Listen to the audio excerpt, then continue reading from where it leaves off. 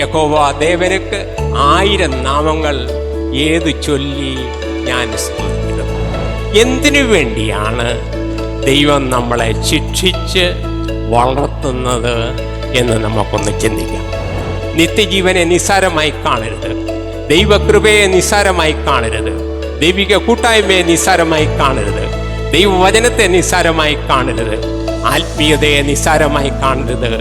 സർവശക്തനായ ദൈവം പ്രാധാന്യം കൊടുത്തിരിക്കുന്നതിനെ നാം നിസ്സാരമായി കാണരുത്.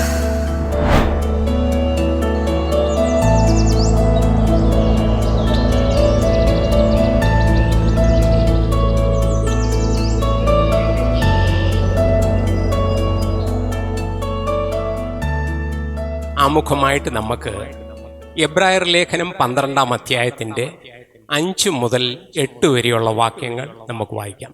Hebrews chapter 12 versus 5 to 8. മകനെ, കർത്താവിൻ്റെ ശിക്ഷ നിരസിക്കരുത്. അവൻ ശാസിക്കുമ്പോൾ മുഷിയുകയും അരുത്. കർത്താവ് താൻ സ്നേഹിക്കുന്നവനെ ശിക്ഷിക്കുന്നു. താൻ കൈക്കൊള്ളുന്ന ഏതു മകനെയും തല്ലുന്നു എന്നിങ്ങനെ മക്കളോടെന്ന പോലെ നിങ്ങളോട് സംവാദിക്കുന്ന പ്രബോധനം നിങ്ങൾ മറന്നു കളഞ്ഞുവോ? നിങ്ങൾ ബാലശിക്ഷ സഹിച്ചാൽ ദൈവം മക്കളോടെന്ന പോലെ നിങ്ങളോട് പെരുമാറുന്നു. അപ്പൻ ശിക്ഷിക്കാത്ത മകൻ എവിടെയുള്ളൂ? എല്ലാവരും പ്രാപിക്കുന്ന ബാലശിക്ഷ കൂടാതിരിക്കുന്നു എങ്കിൽ നിങ്ങൾ മക്കളല്ല, കൗലടയന്മാരത്രേ. ഈ മെസ്സേജിന് കൊടുത്തിരിക്കുന്നതായിട്ടുള്ള തലക്കെട്ട് ചാസനിങ് ആൻഡ് ലവിങ് ഗോഡ്, ശിക്ഷിക്കുകയും സ്നേഹിക്കുകയും ചെയ്യുന്ന ദൈവം. ചേസനിങ് ആൻഡ് ലവിങ് ഗോഡ്, ശിക്ഷിക്കുകയും സ്നേഹിക്കുകയും ചെയ്യുന്ന സർവശക്തനായ ദൈവം. എൻ്റെ ജീവിതത്തിൽ എന്നെ ഏറ്റവും അധികം സ്വാധീനിച്ചിട്ടുള്ള വേദഭാഗമാണ് എബ്രായർ ലേഖനം 12-ാം അധ്യായത്തിൻ്റെ 5 മുതൽ 8 വരെ ഇന്ന് നമ്മൾ ഒന്നിച്ച് ചിന്തിപ്പാൻ പോകുന്നതായിട്ടുള്ള വിശുദ്ധ വേദഭാഗം. ശിക്ഷിക്കുകയും സ്നേഹിക്കുകയും ചെയ്യുന്ന പിതാവായ സർവശക്തനായ ദൈവം. ശിക്ഷിക്കുന്ന അപ്പന്മാരെ ഇഷ്ടമുള്ള എത്ര പേര് ഇവിടെ ഇരിക്കുന്നുണ്ട്? ശിക്ഷിക്കുന്ന അമ്മമാരെ ഇഷ്ടമുള്ള എത്ര പ്രിയപ്പെട്ടവർ ഇവിടെ ഇരിക്കുന്നുണ്ട്? എന്നാൽ നമ്മളെ ശിക്ഷിക്കുകയും നമ്മളെ സ്നേഹിക്കുകയും ചെയ്യുന്ന സർവശക്തനായ ദൈവം. എന്തുകൊണ്ട് അവൻ നമ്മെ ശിക്ഷിക്കുന്നു? അവൻ നമ്മെ സ്നേഹിക്കുന്നതുകൊണ്ട്. അതാണ് ഇന്ന് നമ്മൾ കുറിവാക്യമായി കേട്ടത്. മകനെ, അപ്പൻ ശിക്ഷിക്കാത്ത മകൻ എവിടെയുള്ളൂ? ആ പിതാവ് നിങ്ങളെ ശിക്ഷിക്കുന്നില്ല എങ്കിൽ നിങ്ങൾ ശരിയായിട്ടുള്ള മക്കളല്ല. ശരിയായിട്ടുള്ള മക്കളാണെങ്കിൽ, യഥാർത്ഥത്തിലുള്ള മക്കളാണെങ്കിൽ, അപ്പൻ്റെ സ്നേഹത്തിൻ്റെ പ്രതീകമാണ് ദൈവത്തിൻ്റെതായ ശിക്ഷ. വിശുദ്ധ വേദപുസ്തകവും സർവശക്തനായ ദൈവത്തെ നമുക്ക് പരിചയപ്പെടുത്തി തരുന്നു. വിശുദ്ധ വേദപുസ്തകത്തിലൂടെയാണ് സർവശക്തനായ ദൈവം ആരെന്നും, സർവശക്തനായ ദൈവത്തിൻ്റെ പ്രതിഭാസം എന്തെന്നും, സർവശക്തനായ ദൈവത്തിൻ്റെതായിരിക്കുന്ന ചെയ്തികൾ എന്തെന്നും, ഈ ദൈവം ആരെന്നും നമുക്ക് മനസ്സിലാക്കുവാനായിട്ട് സാധിക്കുന്നത്.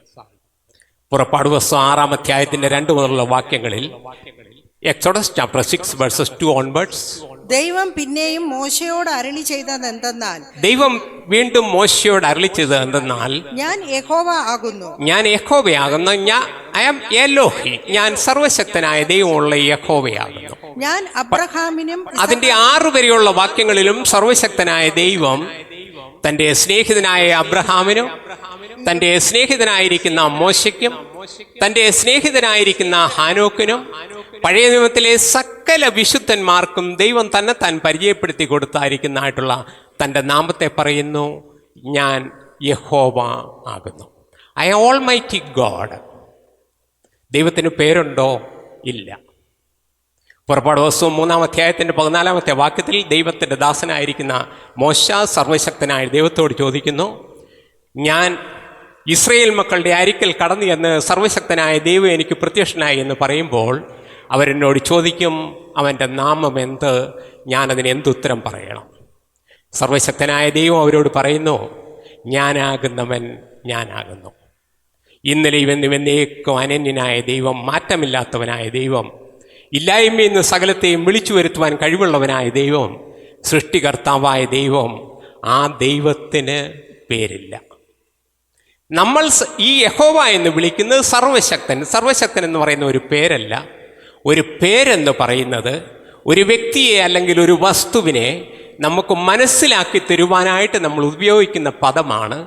സർവശക്തനായ ദൈവം നമുക്ക് മനസ്സിലാക്കുന്നതിനപ്പുറം ഉന്നതനും ഉയർന്നിരിക്കുന്നവനും ശാശ്വതവാസിയും പരിശുദ്ധനെന്ന് നാമമുള്ളവനും അഖിലാണ്ടത്തിൻ്റെ സൃഷ്ടിതാവും സകല സൃഷ്ടിയുടെയും കാരണബോധനും ഇന്നലെയും ഇന്നും എന്നേക്കും അന്യനായ സർവശക്തനായ ദൈവം അവൻ സർവശക്തനാണ്.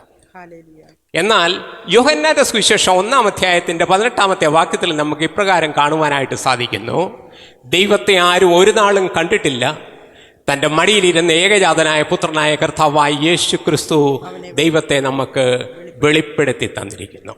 Jesus Christ has revealed to us who God almighty is. കർത്താവായ യേശു ക്രിസ്തു സർവശക്തനായ ദൈവത്തെ നമുക്ക് വെളിപ്പെടുത്തി തന്നു, സ്നേഹനിധിയായ പിതാവായി. അതുകൊണ്ട് സർവശക്തനായ ദൈവത്തെ അബ്ബ പിതാവേ എന്ന് വിളിപ്പാനുള്ള പുത്രത്വം നാം പ്രാപിച്ചുകൊണ്ട് സർവശക്തനായ ദൈവത്തിൻ്റെ ഉയർന്നും പൊങ്ങിയുള്ള സിംഹാസനത്തിൻ്റെ അരിക്കിലേക്ക് അതിനെ കൃപാസനമാക്കി ദൈവം താഴ്ത്തിയത് കൊണ്ട് ആ കൃപാസനത്തിൻ്റെ അരിക്കിലേക്ക് കരുണ ലഭിക്കേണ്ടതിന് വേണ്ടി ഏത് സമയത്തും കടന്നു എന്ന് അബ്ബ പിതാവേ എന്ന് വിളിപ്പാനുള്ള പുത്രത്തിൻ്റെ പദവി കർത്താവായ യേശു ക്രിസ്തുവിലൂടെ സർവശക്തനായ ദൈവം നമുക്ക് ദാനമായി തന്നു. കർത്താവായ യേശു ക്രിസ്തുവിലൂടെ മാനവജാതിക്ക് വീണ്ടെടുക്കപ്പെട്ട ദൈവമക്കൾക്ക് സർവശക്തനായ ദൈവം കൊടുത്തിരിക്കുന്ന ഏറ്റവും വലിയ പദവിയാണ് ദൈവമക്കൾ എന്നുള്ള പദവി. അതിനെ ദൂരത്ത് കണ്ടുകൊണ്ടാണ് യോഹന്നാൻ 3-ാം അധ്യായത്തിൻ്റെ 1-ാമത്തെ വാക്യത്തിൽ വിളിച്ചു പറയുന്നു: കാൺമീൻ, നാം ദൈവമക്കൾ എന്ന് വിളിക്കപ്പെടുവാൻ പിതാവായ ദൈവം എത്ര വലിയ സ്നേഹം നൽകിയിരിക്കുന്നു. നാം വാസ്തവത്തിൽ ദൈവത്തിൻ്റെ മക്കളാകുന്നു. നാം ആരാകും എന്നുവരെ നാം ഇതുവരെ അറിഞ്ഞിട്ടില്ല. അവൻ പ്രത്യക്ഷനാകുമ്പോൾ നാം അവനെ തനിരിക്കും പോലെ കാണുന്നതാകയാൽ അവനോട് സദൃശന്മാരാകും. അങ്ങനെ കർത്താവായ യേശു ക്രിസ്തുവിലൂടെ ഈ സർവശക്തനായ ദൈവത്തെ പിതാവായി, സ്നേഹനിധിയായി, അപ്പനായി, നമ്മുടെ സകല നന്മയുടെയും കാരണഭൂതനായി കൃപാസനത്തിൻ്റെ അരിക്കിലേക്ക് കടന്നു വന്ന് അബ്ബ പിതാവേ എന്ന് വിളിപ്പാനുള്ള പുത്രത്തിൻ്റെ പദവി സർവശക്തനായ ദൈവം നമുക്ക് നൽകിത്തന്നു. നമ്മളുടെ ദൈവത്തിന് 3 പ്രത്യേകതകൾ ഉണ്ട് എന്ന തിരുവചനത്തിൽ നമുക്ക് കാണുവാനായിട്ട് സാധിക്കുന്നു. 3 പ്രത്യേകതകൾ നമ്മളുടെ ദൈവത്തിനുണ്ട്. നമ്മളെല്ലാവരും അത് മനസ്സിലാക്കണം. നമ്മളുടെ ദൈവത്തിൻ്റെ 3 പ്രത്യേകതകൾ. Number 1, he's A personal God. അവൻ വ്യക്തിപരമായിട്ടുള്ള ഒരു ദൈവമാണ്. ഉന്നതനും ഉയർന്നിരിക്കുന്നവനും ശാശ്വതവാസിയും സകല സൃഷ്ടിയുടെയും കാരണബോധനുമായ സർവശക്തനായ ദൈവം പരിചയപ്പെടുത്തുന്നത്: ഞാൻ അബ്രഹാമിൻ്റെ ദൈവവും ഇസാക്കിൻ്റെ ദൈവവും യാക്കോബിൻ്റെ ദൈവവും. അവൻ യോബിനോട് പറയുന്നു, ഞാൻ നിൻ്റെ ദൈവമാകുന്നു. അവൻ മോശയോട് പറയുന്നു, ഞാൻ നിൻ്റെ ദൈവമാകുന്നു. അവൻ ദാവീദിനോട് പറയുന്നു, അവൻ നിൻ്റെ ദൈവമാകുന്നു. ഇവിടെ ഇരിക്കുന്ന നമ്മോട് ഓരോരുത്തരോടും സർവശക്തനായ ദൈവം പറയുന്നു, ഞാൻ നിൻ്റെ ദൈവമാകുന്നു. He is my personal god. നമുക്ക് നെഞ്ചത്ത് കൈവച്ചുകൊണ്ട് നമുക്ക് പറയാം, ഈ ദൈവം എൻ്റെ ദൈവം, ഈ ദൈവം എൻ്റെ ദൈവം. എന്നെ സ്നേഹിക്കുന്ന, എൻ്റെ പെറ്റമ്മയേക്കാൾ, എൻ്റെ അപ്പനേക്കാൾ എന്നെ അധികമായി സ്നേഹിക്കുന്ന, എനിക്ക് വേണ്ടി കരുതുന്ന, എന്നെ സ്നേഹിക്കുന്ന എൻ്റെ ദൈവം, he is my personal God. Number 2, this God is a God of relationship. അവൻ ബന്ധത്തിൻ്റെ ദൈവമാണ്. എൻ്റെ മാത്രമല്ല, കർത്താവായ യേശുവിനെ രക്ഷിതാവായി കൈക്കൊള്ളുന്ന ഞാനും എൻ്റെ കുടുംബവുമോ ഞങ്ങളെ യഹോവയെ സേവിക്കും. എൻ്റെ തലമുറകളുടെ ദൈവം, എൻ്റെ കുടുംബത്തിൻ്റെ ദൈവം, എൻ്റെ മക്കളുടെ ദൈവം, എൻ്റെ ഭാര്യയുടെ ദൈവം, എൻ്റെ ഭർത്താവിൻ്റെ ദൈവം, എൻ്റെ സഭയുടെ ദൈവം, ദൈവമക്കളുടെ ദൈവം, ദൈവിക കൂട്ടായ്മയുടെ ദൈവം. He's a God of relationship. He's a God of relationship. ഈ ദൈവത്തിൻ്റെ 3-ാമത്തെ പ്രത്യേകതയാണ് ഈ സർവശക്തനായ ദൈവം. He's my personal God. Second, he's God of relationship. അവൻ ബന്ധത്തിൻ്റെ ദൈവമാണ്. അതിൻ്റെ 3-ാമത്തെ പ്രത്യേകതയാണ് he wants to dwell and he likes to dwell among his people. നമ്മൾ അറിയപ്പെടുന്ന സകല ദൈവങ്ങളും ദേവതകളും ദൂരത്തു മാറി നിന്ന് ആൾക്കാരല്ലെങ്കിൽ അവരുടെ ഭക്തന്മാർ അവരുടെ അരിക്കിലേക്ക്, ആ ദൈവത്തിൻ്റെ അരിക്കിലേക്ക് കടന്നു ചെല്ലുവാൻ ആഗ്രഹിക്കുമ്പോൾ നമ്മോടൊപ്പം വസിപ്പാനായി, നമ്മളുടെ മധ്യ വസിപ്പാനായി, നമ്മോട് കൂട്ടായ്മ ആചരിപ്പാനായി, നമ്മോടൊപ്പമായിരിക്കാനായിട്ട് ആഗ്രഹിക്കുന്ന നമ്മളുടെ സർവശക്തനായ ദൈവം. He is a God of relationship. He is my personal God. He is a God of relationship and he likes to dwell among his people. പഴയ നിയമഭക്തന്മാരായിരിക്കുന്ന ഇസ്രയേൽ മക്കളെ സർവശക്തനായ ദൈവം ഫറവോന്റെ അടിമത്തത്തിൽ നിന്ന് വാഗ്ദത്ത ദേശത്തേക്ക് നടത്തുമ്പോൾ പുറപ്പാട് പുസ്തകം 25-ാം അധ്യായത്തിൻ്റെ 8-ാമത്തെ വാക്യത്തിൽ ദൈവം തൻ്റെ ദാസനായ മോശയോട് പറയുന്നു, ഞാൻ അവരുടെ മധ്യേ നടപ്പാൻ അവർ എനിക്കൊരു തിരുനിവാസം ഉണ്ടാക്കിത്തരണം. അവരുടെ സകല യാത്രയിലും ഈ സർവശക്തനായ ദൈവം അവരോടൊപ്പം നടന്നു. പുതിയ നിയമത്തിൽ നമ്മളുടെ പ്രിയങ്കരനായ കർത്താവ് മത്തായിയുടെ സുവിശേഷം 18-ാം അധ്യായത്തിൻ്റെ 20-ാമത്തെ വാക്യത്തിൽ പറയുന്നു, 2 or 3 പേരുടെ നാമത്തിൽ കൂടി വരുന്നിടത്തൊക്കെയും ഞാൻ നിങ്ങളുടെ മധ്യേ ഉണ്ട്.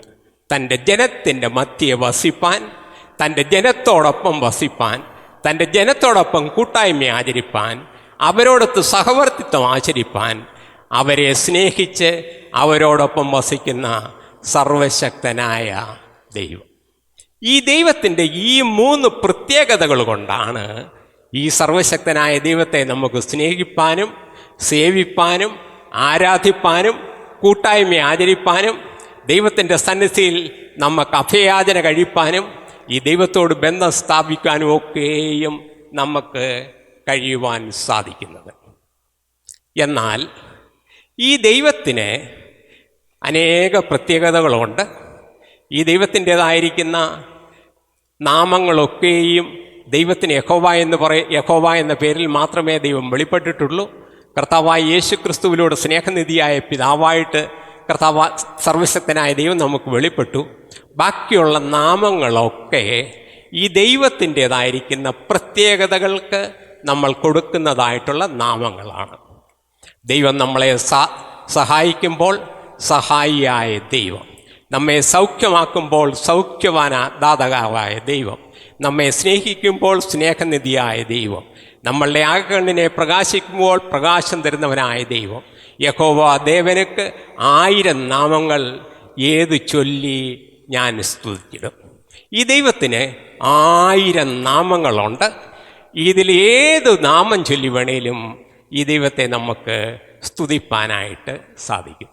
എന്നാൽ നമുക്കത്ര പരിചയമില്ലാത്ത ഒരു നാമമാണ് ഇന്ന് നമ്മൾ ഒന്നിച്ച് ചിന്തിപ്പാനായിട്ട് പോകുന്നത്. നമ്മളെ ശിക്ഷിക്കുകയും സ്നേഹിക്കുകയും ചെയ്യുന്ന ദൈവം. നമ്മളുടെ ദൈവത്തിൻ്റെ പ്രത്യേകതയാണ് നമ്മെ ശിക്ഷിക്കുകയും സ്നേഹിക്കുകയും ചെയ്യുന്ന ദൈവം. ആവർത്തന പുസ്തകം 8-ാം അധ്യായത്തിൻ്റെ 5 മുതലുള്ള വാക്യങ്ങൾ. ശിക്ഷിച്ചു വളർത്തുന്നത് പോലെ നിന്റെ ദൈവമായ യഹോവ നിന്നെ ശിക്ഷിച്ചു വളർത്തുന്നു എന്ന് നീ മനസ്സിൽ ധ്യാനിച്ചു കൊള്ളണം. ആകയാൽ നിന്റെ ദൈവമായ യഹോവയുടെ വഴികളിൽ നടന്ന് അവനെ ഭയപ്പെട്ട് അവൻ്റെ കൽപ്പനകൾ പ്രമാണിക്കണം. പഴയ നിയമത്തിൽ ആവർത്തന പുസ്തകം 8-ാം അധ്യായത്തിൻ്റെ 5-ാമത്തെ വാക്യത്തിൽ സർവശക്തനായ ദൈവം വാഗ്ദത്ത ദേശമാകുന്ന കനാൻ ദേശം അവകാശമാക്കുവാൻ പോകുന്ന ഇസ്രയേൽ മക്കളോട് പറയുകയാണ്, നിന്റെ ദൈവമായ യഹോവ നിന്നെ ശിക്ഷിച്ചു വളർത്തുന്ന ദൈവമാണ്. ഒരു വ്യക്തി തൻ്റെ മകനെ ശിക്ഷിച്ചു വളർത്തുന്നത് പോലെ യഹോവ നിന്നെ ശിക്ഷിച്ചു വളർത്തുന്നു എന്ന് നീ ഹൃദയത്തിൽ ധ്യാനിച്ച് കൊള്ളണം. എന്തുകൊണ്ടാണ് ഈ ആവർത്തന പുസ്തകത്തിൽ ദൈവം താൻ ശിക്ഷിച്ചു വളർത്തുന്ന ദൈവമാണ് എന്ന് പറയാനായിട്ടുള്ള കാരണം, ഫറവോന്റെ അടിമത്തത്തിൽ നിന്ന് വിടുവിച്ച് ചെങ്കടലിൽ കൂടി അവരെ നടത്തി മരുഭൂമിയിൽ മന്ന കൊണ്ട് പോഷിപ്പിച്ച് വാഗ്ദത്ത ദേശമാകുന്ന പാനം തേലും ഒഴുകുന്ന കനാൻ ദേശത്തേക്ക് തൻ്റെ ജനത്തെ വലങ്കരത്തിന് പിടിച്ച് നടത്തുമ്പോൾ ആ വാഗ്ദത്ത ദേശത്ത് ജാതികളെപ്പോലെ നിങ്ങൾ ഇണയില്ലാ പിണക്കൂടി ജാതികളുടെ മ്ലേച്ഛ വിഗ്രഹങ്ങളെ നിങ്ങൾ ആരാധിച്ച് അവരോട് സദൃശ്യരാക്കരുത്, നിങ്ങൾ എനിക്ക് വിശുദ്ധ ജനമാണ് ഇരിക്കണം, നിങ്ങളെ നടത്തുന്ന സർവശക്തിയുള്ള ദൈവമായ യഹോവ ഞാനാകുന്നു എന്ന് അവരെ പഠിപ്പിച്ചു കൊടുക്കേണ്ടതിന് ആവർത്തന പുസ്തകത്തിൽ വാഗ്ദത്ത ദേശത്തേക്ക് കടന്നു പോകുമ്പോൾ സർവശക്തനായ ദൈവം തൻ്റെ ദാസനായ മോശയിലൂടെ ഇസ്രായേൽ മക്കൾക്ക് പറഞ്ഞു കൊടുക്കുന്നു, ഒരു വ്യക്തി തൻ്റെ മകനെ ശിക്ഷിച്ചു വളർത്തുന്നത് പോലെ യഹോവ നിന്നെ ശിക്ഷിച്ചു വളർത്തുന്നു എന്ന് നീ ഓർത്തുകൊള്ളണം. പുതിയ നിയമത്തിൽ നമുക്ക് ഈ ശിക്ഷിച്ചു വളർത്തുന്ന ദൈവത്തെക്കുറിച്ച് ഏറ്റവും ഭംഗിയായിട്ട് മനസ്സിലാക്കുന്ന വേദഭാഗമാണ് എബ്രായർ ലേഖനം 12-ാമത്തെ അധ്യായം. ആ എബ്രായർ ലേഖനം 12-ാം അധ്യായത്തിൻ്റെ 5 മുതലുള്ള വാക്യങ്ങളാണ് ഇന്ന് നമ്മൾ കുറിവാക്യമായി വായിച്ചത്. സൃഷ്ടാവാക്യങ്ങൾ ഒരു പ്രാവശ്യം കൊടുന്ന് വായിച്ചാട്ടെ. മകനെ, കർത്താവിൻ്റെ ശിക്ഷ നിരസിക്കരുത്. അവൻ ശാസിക്കുമ്പോൾ മുഷിയുകയും അരുത്. കർത്താവ് താൻ സ്നേഹിക്കുന്നവനെ ശിക്ഷിക്കുന്നു.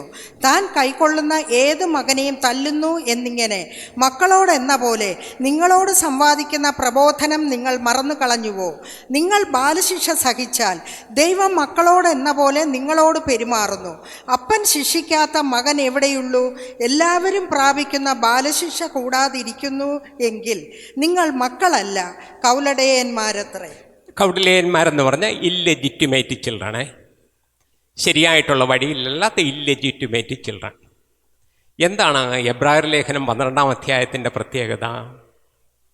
എബ്രായർ ലേഖനം ദൈവം പണ്ട് ഭാഗമായി വിവിധമായി പ്രവാചകന്മാരിലൂടെ അരുളിച്ചത് കാലത്തിൻ്റെ തികയെങ്കിൽ തൻ്റെ പുത്രനായ യേശു ക്രിസ്തുവിലൂടെ എപ്രകാരം വെളിപ്പെട്ടു എന്ന് വെളിപ്പെടുത്തുന്നതായിട്ടുള്ള വേദഭാഗമാണ്.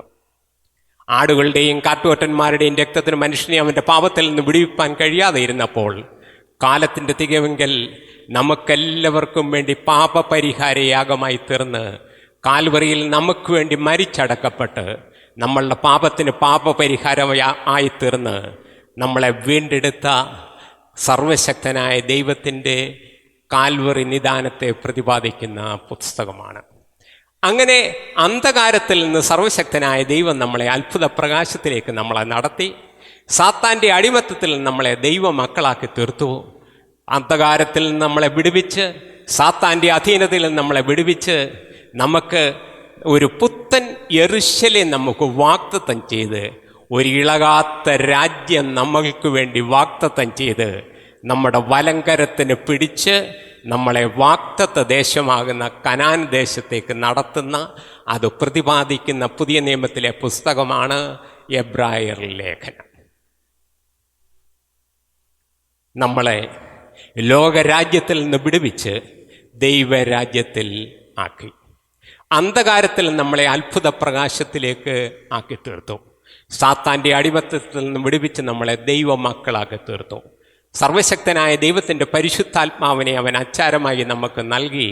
സർവശക്തനായ ദൈവത്തിൻ്റെ ഉയർന്നും പൊങ്ങിയുള്ള സിംഹാസനത്തെ കൃപാസനമാക്കി തീർത്ത് ആ കൃപാസനത്തിൻ്റെ അരിക്കിലേക്ക് ഏത് സമയത്തും കടന്നു വന്ന് അബ്ബാ പിതാവേ എന്ന് വിളിപ്പാനുള്ള പുത്രത്തിൻ്റെ പദവി നമുക്ക് നൽകി. സർവശക്തനായ ദൈവത്തിൻ്റെ വലത്തു ഭാഗത്തിരുന്നു കൊണ്ട് നമുക്ക് വേണ്ടി പക്ഷപാതം ചെയ്യുന്ന നമ്മളുടെ ശ്രേഷ്ഠ മഹാപുരോഹിതനായ കർത്താവായ യേശു ക്രിസ്തുവിലൂടെ സർവശക്തനായ ദൈവം നമുക്ക് പുതിയ ആകാശവും പുതിയ ഭൂമിയും ഒരുക്കിത്തന്ന് നമ്മളുടെ സ്വർഗീയ കനാനിലേക്ക് നമ്മളെ വലങ്കരത്തിന് പിടിച്ചു വഴി നടത്തുകയാണ്.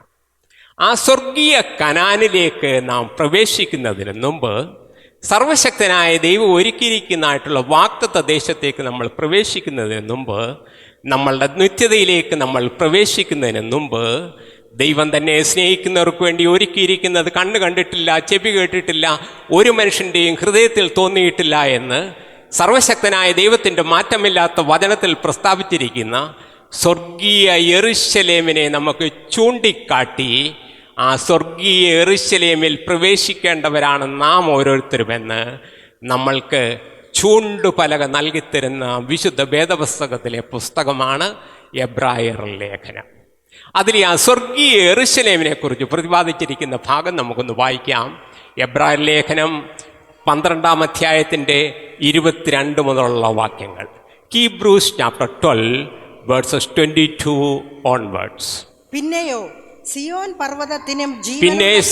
പർവ്വതത്തിനും ജീവനുള്ള ദൈവത്തിന്റെ നഗരമായിരിക്കുന്ന സ്വർഗീയ യെരൂശലേമിനും അനേകായിരം ദൂതന്മാരുടെ സർവ്വസംഘത്തിനും സ്വർഗത്തിൽ പേരെഴുതിയിരിക്കുന്ന ആദ്യജാതന്മാരുടെ സഭയ്ക്കും സ്വർഗത്തിൽ പേരെഴുതിയിരിക്കുന്ന ആദ്യജാതന്മാരുടെ സഭയ്ക്കും എല്ലാവരുടെയും ദൈവമായ ന്യായാധിപതിക്കും സിദ്ധന്മാരായ നീതിമാന്മാരുടെ ആത്മാക്കൾക്കും പുതുനിയമത്തിന്റെ മധ്യസ്ഥനായ യേശുവിനും ഹാബേലിന്റെ രക്തത്തെക്കാൾ ഗുണകരമായി സംസാരിക്കുന്ന പുണ്യാഹ രക്തത്തിനും അടുക്കലത്രേ നിങ്ങൾ വന്നിരിക്കുന്നത്. നമ്മൾക്ക് വേണ്ടി സർവശക്തനായ ദൈവം ഒരുക്കിയിരിക്കുന്നതായിട്ടുള്ള ആ സ്വർഗീയ യെരൂശലേമിനെ ദർശനത്തിൽ കണ്ടുകൊണ്ട് എബ്രായർ ലേഖനകർത്താവ് ഒന്ന് പ്രതിപാദിക്കുകയാണ്.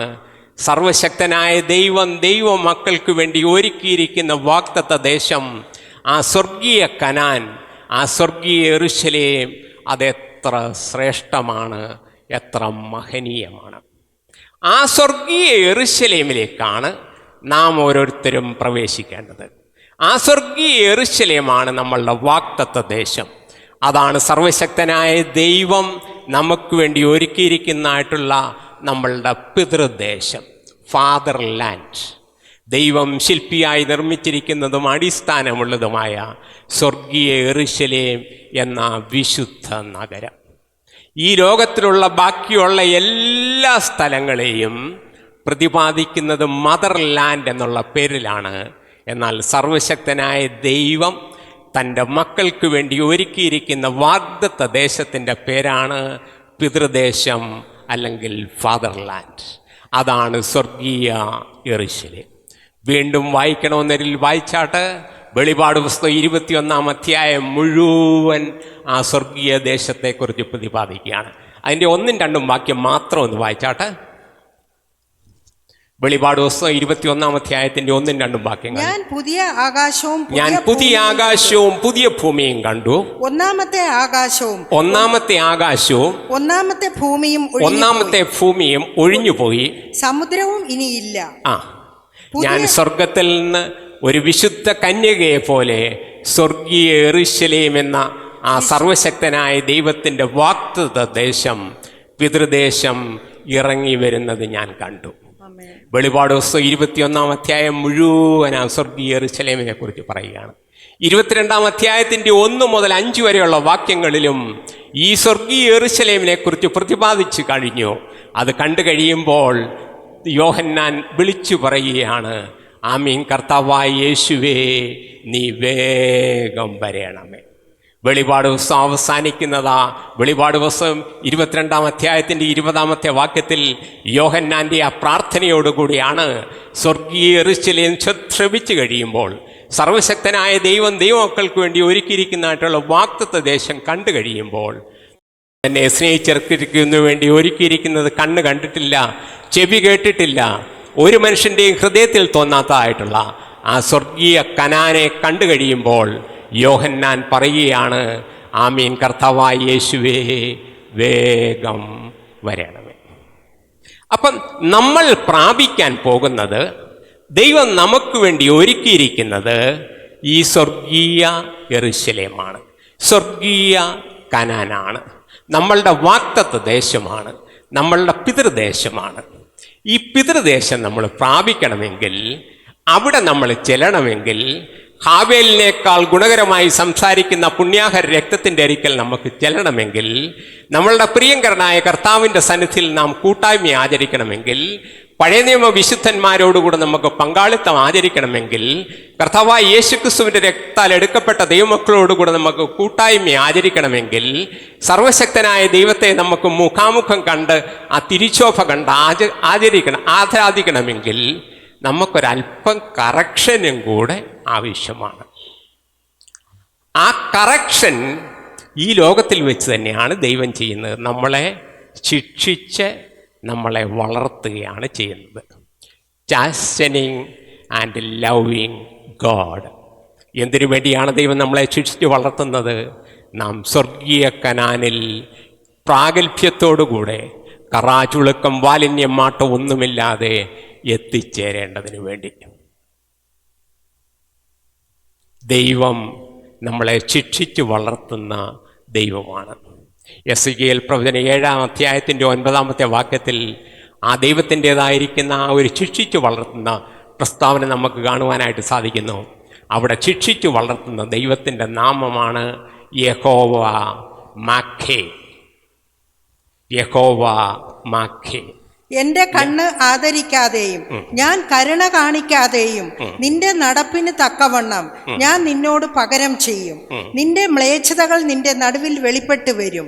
യഹോവയാകുന്ന ഞാനാകുന്നു ദണ്ഡിപ്പിക്കുന്നതെന്ന് നിങ്ങൾ അറിയും. ആ ദണ്ഡിപ്പിക്കുന്ന, ശിക്ഷിക്കുന്ന, നമ്മെ തർജ്ജനം ചെയ്യുന്ന, നമ്മളെ ശുദ്ധീകരിക്കുന്ന, നമ്മളെ ശാസിക്കുകയും നമ്മളെ ഗുണീകരിക്കുകയും ചെയ്യുന്ന നമ്മളുടെ സർവശക്തനായ ദൈവത്തിൻ്റെ പേരാണ് യഹോവ മാഖേ, നമ്മളെ ശിക്ഷിച്ച് വളർത്തുന്ന ദൈവം.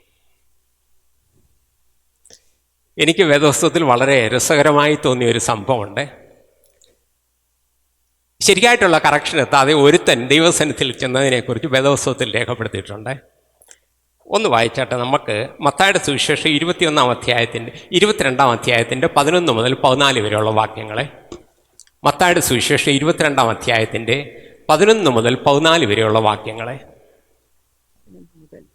വിരുന്നുകാരെ നോക്കുവാൻ രാജാവ് അകത്ത് വന്നപ്പോൾ അത് തന്നെ കറക്റ്റ്. വിരുന്നുകാരെ നോക്കുവാൻ ആ രാജാവ് അകത്ത് വന്നപ്പോൾ കല്യാണ വസ്ത്രം ധരിക്കാത്ത ഒരു മനുഷ്യനെ അവിടെ കണ്ടു. സ്നേഹിത, നീ കല്യാണ വസ്ത്രം ഇല്ലാതെ ഇവിടെ അകത്ത് വന്നത് എങ്ങനെയെന്ന് ചോദിച്ചു. എന്നാൽ അവന് വാക്ക് മുട്ടിപ്പോയി. രാജാവ് ശുശ്രൂഷക്കാരോട്, ഇവനെ കയ്യും കാലും കെട്ടി ഏറ്റവും പുറത്തുള്ള ഇരുട്ടിൽ തള്ളിക്കളവിൻ, അവിടെ കരച്ചിലും പല്ലുകടിയും ഉണ്ടാകുമെന്ന് പറഞ്ഞു. മതി. ഇവൻ എങ്ങനെയാണ് അവിടെ ചെന്നത്, സ്വർഗത്തിൽ ചെന്നത്?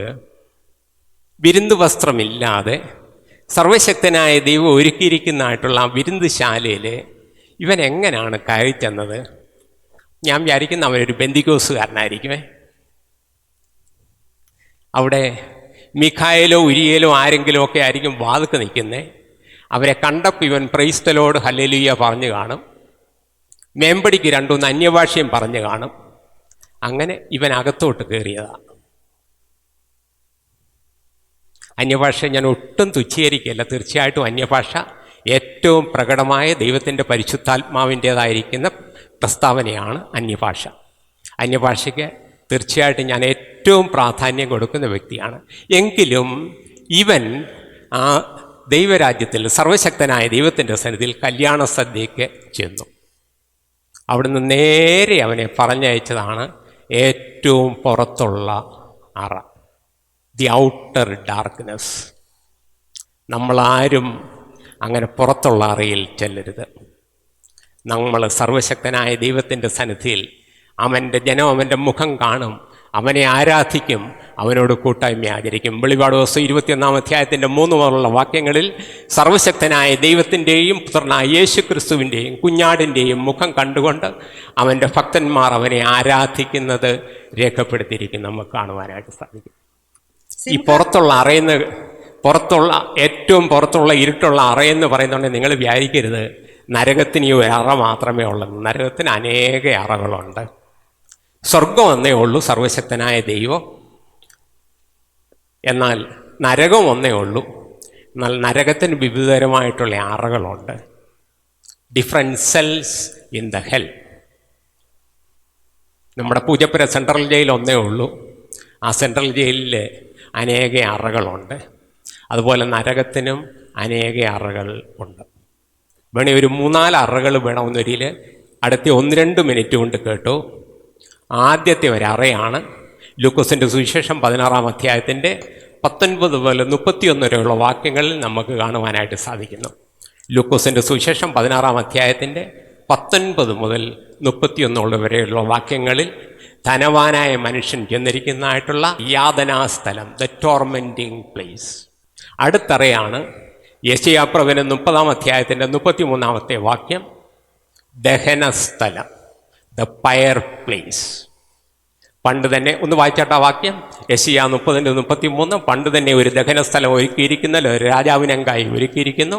പണ്ട് തന്നെ ഒരു ദഹനസ്ഥലം ഒരുക്കിയിട്ടുണ്ടല്ലോ, അത് രാജാവിനായിട്ടും ഒരുക്കിയിരിക്കുന്നു. അവൻ അതിനെ ആഴവും വിശാലവും ആക്കിയിരിക്കുന്നു. അതിന്റെ ചിതയിൽ വളരെ തീയും വിറകുമുണ്ട്. യഹോവയുടെ ശ്വാസം ഒരു ഗന്ധക നദി പോലെ അതിനെ കത്തിക്കും. ആദ്യത്തേത് യാതനാസ്ഥലം, അടുത്തത് ദഹനസ്ഥലം. വെളിപാട് ദിവസം 20-ാം അധ്യായത്തിൻ്റെ 1-ാമത്തെ വാക്യം ഒന്ന് വായിച്ചാട്ട്. 3-ാമത്തെ സ്ഥലത്തിൻ്റെ പേരവിടെ എഴുതിയിട്ടുണ്ട്. അഗാധകൂപത്തിന്റെ താക്കോൽ, ദ ബോട്ടംലെസ് പിറ്റ്. അനന്തരം ഒരു ദൂതൻ അഗാധകൂപത്തിന്റെ താക്കോലും പിടിച്ചുകൊണ്ട് ഒരു വലിയ ചങ്ങലയും കയ്യിൽ പിടിച്ചുകൊണ്ട് സ്വർഗത്തിൽ നിന്ന് ഇറങ്ങുന്നത് ഇത് മൂന്നായി. എനിക്ക് തോന്നുന്നത് നമ്മളുടെ അടുത്ത ഒരു നല്ല കൂട്ടം ആൾക്കാർ ചെയ്യുന്ന 4ാമത്തെ സ്ഥലമാണ് മത്തായിയുടെ സുവിശേഷം 8-ാം അധ്യായത്തിൻ്റെ 12-ാമത്തെ വാക്യമേ. അതാണ് ഇപ്പോൾ നമ്മൾ വായിച്ചു കേട്ടത്. മത്തായിയുടെ സുവിശേഷം 8-ാം അധ്യായത്തിൻ്റെ 12-ാമത്തെ വാക്യമേ. രാജ്യത്തിന്റെ പുത്രന്മാരെയോ ഏറ്റവും പുറത്തുള്ള ഇരുളിലേക്ക് തള്ളിക്കളയും, അവിടെ കരച്ചിലും പല്ലുകടിയും ഉണ്ടാകും എന്ന് ഞാൻ നിങ്ങളോട് പറയുന്നു. ഏറ്റവും പുറത്തുള്ള അറ, കരച്ചിലും പല്ലുകടിയും ഉണ്ടാകുന്ന സ്ഥലം. നമ്മളുടെ കർത്താവായ യേശുക്രിസ്തു തൻ്റെ സുവിശേഷത്തിൽ 3 പ്രാവശ്യം എടുത്തു പറഞ്ഞിട്ടുള്ള സ്ഥലമാണ് ഏറ്റവും പുറത്തുള്ള കരച്ചിലും പല്ലുകടിയും ഉണ്ടാകുന്ന യാതനാ സ്ഥലം. മത്തായിയുടെ സുവിശേഷം 8-ാം അധ്യായത്തിൻ്റെ 12-ാമത്തെ വാക്യം, മത്തായിയുടെ സുവിശേഷം 7-ാം അധ്യായത്തിൻ്റെ 21 മുതൽ 24 വരെയുള്ള വാക്യങ്ങൾ, മത്തായിയുടെ സുവിശേഷം 22-ാം അധ്യായത്തിൻ്റെ 11 മുതൽ 14 വരെയുള്ള വാക്യങ്ങളിൽ നമ്മളുടെ പ്രിയങ്കരനായ കർത്താവ് പ്രതിപാദിച്ചിരിക്കുന്ന സ്ഥലമാണ് ഏറ്റവും പുറത്തുള്ള അറ, കരച്ചിലും പല്ലുകടിയും ഉണ്ടാകുന്ന സ്ഥലം. അവിടെ ചെന്നിരുന്ന ചില ആൾക്കാർ പറയുന്നതാണ്, കർത്താവേ, നിൻ്റെ നാമത്തിൽ ഞങ്ങൾ പ്രവർത്തിച്ചു, നിൻ്റെ രാജനാമത്തിൽ ഞങ്ങൾ ഭൂതങ്ങളെ പുറത്താക്കി, നിൻ്റെ നാമത്തിൽ ഞങ്ങൾ അനേക അത്ഭുതങ്ങളെ ചെയ്തു. എന്നാൽ രാജാവ് അന്നവരോട്, ഞാൻ നിങ്ങളെ ഒരു നാളും അറിയുന്നില്ല, അധർമ്മം പ്രവർത്തിക്കുന്നവരെ എന്നെ വിട്ടുപോകുവിനെന്ന് പറഞ്ഞ് പുറത്തുള്ള അറയിലേക്ക് അവരെ തള്ളിയിടും. പുറത്തുള്ള അറ. നമ്മളാരും ഈ യാതനാസ്ഥലത്ത് ചെല്ലരുത്, ഈ ദഹനസ്ഥലത്ത് ചെല്ലരുത്, അഗാധകൂപത്തിൽ ചെല്ലരുത്. നമ്മളാരും പുറത്തുള്ള അറയിലും കരച്ചിലും പല്ലുകടിയും ഉണ്ടാകുന്നിടത്ത് ചെല്ലരുത്. നമ്മൾ ചെല്ലേണ്ടത് സിയോൻ പർവ്വതത്തിനും ജീവനുള്ള ദൈവത്തിൻ്റെ ആരാധനാ സ്ഥലമായ സ്ഥലത്തും കർത്താവിൻ്റെ മുഖം കണ്ടുകൊണ്ട് അവൻ്റെ ഭക്തന്മാർ അവനെ ആരാധിക്കുമ്പോൾ അവരോട് ചേർന്ന് ജീവൻ്റെ ഉടയവനായ സർവശക്തനായ ദൈവത്തെ സത്യത്തിലും ആത്മാവിലും ആരാധിച്ച് ആ ദൈവിക സാന്നിധ്യവും കൂട്ടായ്മയും അനുഭവിക്കുന്ന ആ സ്വർഗീയ യെരൂശലേമിൽ നാം ഓരോരുത്തരും എത്തിച്ചേരണം. അതിനുവേണ്ടി ദൈവം നമ്മളെ ഉപദേശിക്കുകയും ശാസിക്കുകയും ഗുണീകരിക്കുകയും നീതിയിലെ അഭ്യസനം നൽകുകയും ചെയ്ത് നമ്മുടെ വലങ്കരത്തിന് പിടിച്ച് നമ്മളെ നടത്തുന്നു. അവൻ്റെ ശാസനയും അവൻ്റെ ഗുണീകരണവും ഉൾപ്പെട്ടിരിക്കുന്ന വിശുദ്ധ വേദഭാഗമാണ് എബ്രായർ ലേഖനം 12-ാമത്തെ അധ്യായം. അവൻ ശിക്ഷിച്ച് സ്നേഹിച്ച് നമ്മളെ വളർത്തുന്ന സർവശക്തനായ ദൈവമാണ്.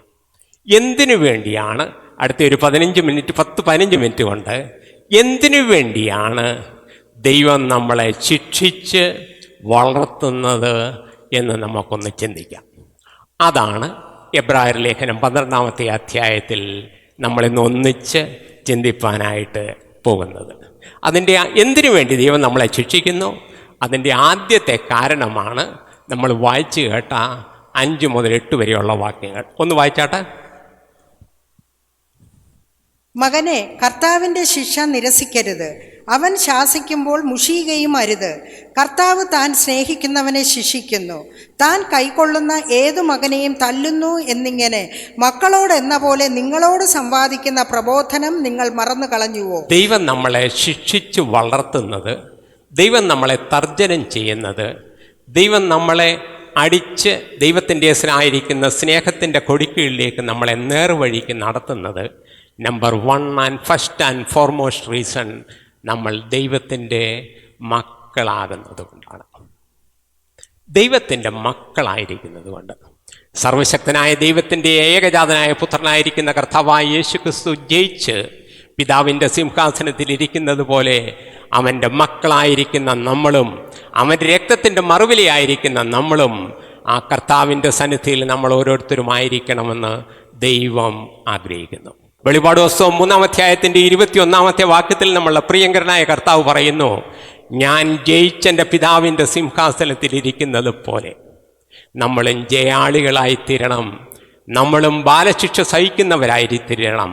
ബാലശിക്ഷ നൽകി നമ്മളെ പഠിപ്പിക്കുന്ന സർവശക്തനായ ദൈവത്തിൻ്റെ നേർപന്താവിൽ നമ്മൾ ഉപദേശവും ശാസനയും ഗുണീകരണവും നീതിയിലെ അഭ്യസനവും പ്രാപിക്കണം. അതിനായി സർവശക്തനായ ദൈവം നമ്മളെ ശിക്ഷിച്ച് വളർത്തുന്നു. Number 1 and first foremost reason, we are his dear children. കാൺമീൻ, നാം ദൈവമക്കളെന്ന് വിളിക്കപ്പെടുവാൻ പിതാവായ ദൈവം എത്ര വലിയ സ്നേഹം നൽകിയിരിക്കുന്നു. നീ എനിക്ക് ശ്രേഷ്ഠനും മാന്യനുമാണ്. എൻ്റെ സ്വന്തം ചങ്കിലെ അവസാനത്തുള്ളി രക്തം വരെയും കൊടുത്ത് വിലയ്ക്ക് വാങ്ങിയിരിക്കുന്ന ദൈവ പൈതലേ, നീ ദൈവത്തിന് ശ്രേഷ്ഠനും മാന്യനുമാണ്. നീ ദൈവത്തിന് വിലയേറിയവനാണ്. ദൈവം തന്നെ സ്നേഹിക്കുന്നവർക്ക് വേണ്ടി ഒരുക്കിയിരിക്കുന്ന കണ്ണ് കണ്ടിട്ടില്ല, ചെവി കേട്ടിട്ടില്ല, ഒരു മനുഷ്യൻ്റെയും ഹൃദയത്തിൽ തോന്നാത്ത ആ നിത്യ സ്വർഗീയ യെരൂശലേമിൽ തൻ്റെ പുത്രനായ യേശുവിനോടൊത്ത് പിതാവിൻ്റെ സിംഹാസനത്തിൽ നാം ഇരിക്കണമെന്ന് സർവശക്തനായ ദൈവം ആഗ്രഹിക്കുന്നു. അതിനുവേണ്ടി അതുകൊണ്ട് അവൻ നമ്മെ ശിക്ഷിച്ച് വളർത്തുന്നു. 2, അതിൻ്റെ 1 മുതൽ 4 വരെയുള്ള വാക്യങ്ങൾ. എബ്രായർ ലേഖനം 12-ാം അധ്യായത്തിൻ്റെ 1 മുതൽ 4 വരെയുള്ള വാക്യങ്ങൾ. സാക്ഷികളുടെ ഇത്ര വലിയ സമൂഹം നമുക്ക് ചുറ്റും നിൽക്കുന്നത് കൊണ്ട് സകല ഭാരവും മുറുകെ പറ്റുന്ന പാപവും വിട്ട് നമുക്ക് മുമ്പിൽ വെച്ചിരിക്കുന്ന ഓട്ടം സ്ഥിരതയോടെ ഓടുക. വിശ്വാസത്തിൻ്റെ നായകനും പൂർത്തി വരുത്തുന്നവനുമായ യേശുവിനെ നോക്കുക. തൻ്റെ മുമ്പിൽ വെച്ചിരുന്ന സന്തോഷം ഓർത്ത് അവൻ അപമാനം അലക്ഷ്യമാക്കി. സർവശക്തനായ ദൈവം നമ്മളെ നിത്യതയ്ക്കായി വിളിച്ചിരിക്കുന്നു. ദൈവത്തിൻ്റെ പരിശുദ്ധാത്മാവിനാൽ അവൻ നമ്മെ മുദ്രയിട്ടിരിക്കുന്നു. അവൻ നമ്മെ ഉപദേശത്തിനും ശാസനത്തിനും ഗുണീകരണത്തിനും നീതിയിലെ അഭ്യസനത്തിനുമായിട്ട് ദൈവത്തിൻ്റെ പരിശുദ്ധാത്മാവിനെയും ജീവൻ്റെ വചനവും നമുക്ക് നൽകിയിരിക്കുന്നു. നമ്മളെ വഴി നടത്തേണ്ടതിന് ദൈവത്തിൻ്റെതായിരിക്കുന്ന വചനവും ദൈവത്തിൻ്റെതായിരിക്കുന്ന ദാസന്മാരെയും നമുക്ക് നൽകിയിരിക്കുന്നു. ദൈവിക കൂട്ടായ്മ നമ്മൾക്ക് നൽകിയിരിക്കുന്നു. എന്തിനു വേണ്ടി? നാം ജയാളികളായി തീർന്ന് നിത്യതയുടെ തുറമുഖത്ത് എത്തേണ്ടതിന് വേണ്ടി.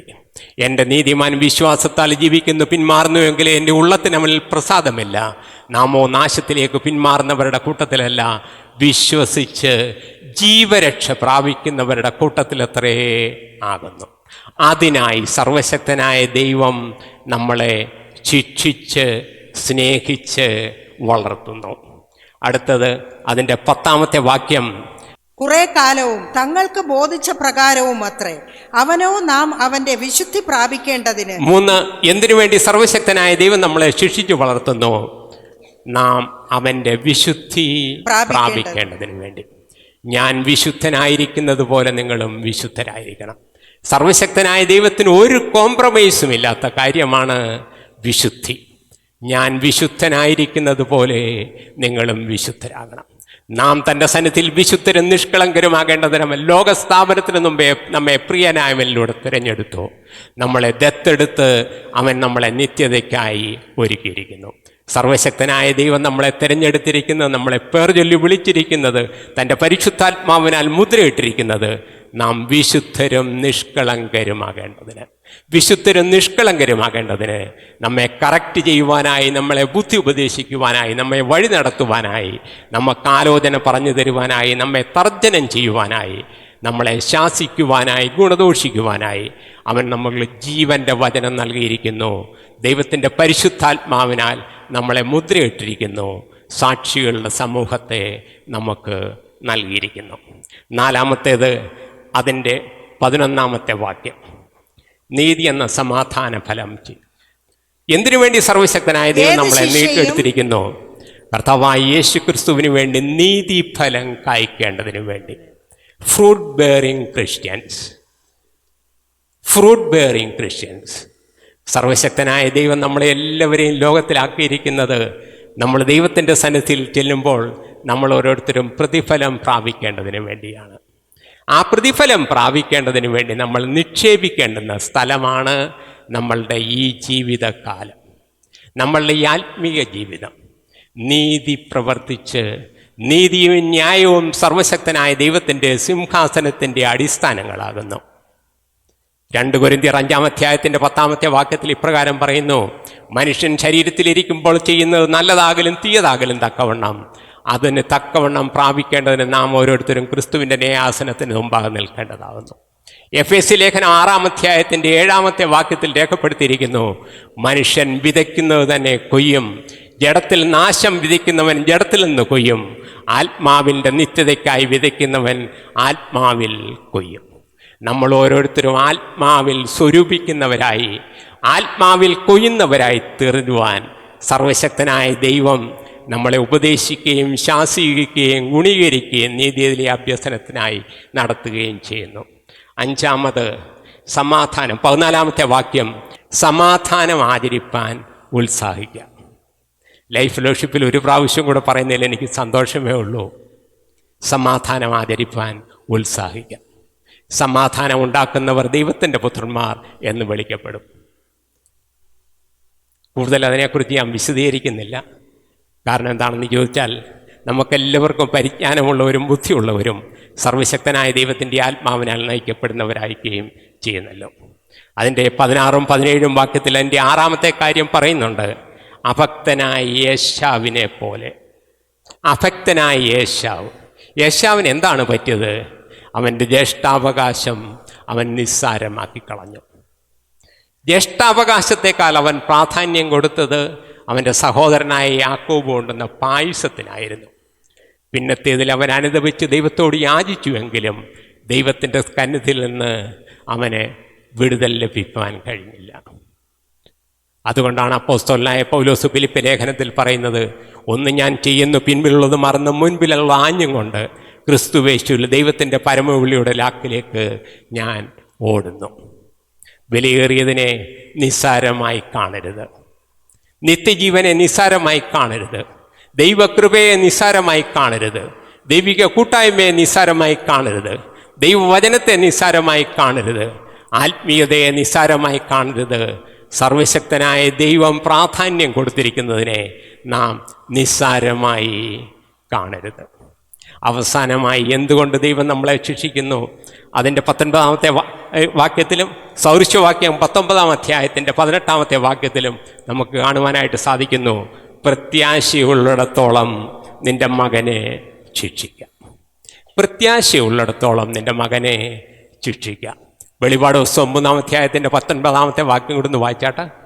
Revelations chapter 3:19. എനിക്ക് പ്രിയമുള്ളവരൊക്കെയും ഞാൻ ശാസിക്കുകയും ശിക്ഷിക്കുകയും ചെയ്യുന്നു. എനിക്ക് പ്രിയമുള്ളവരെയൊക്കെയും ഞാൻ ശാസിക്കുകയും ശിക്ഷിക്കുകയും ചെയ്യുന്നു.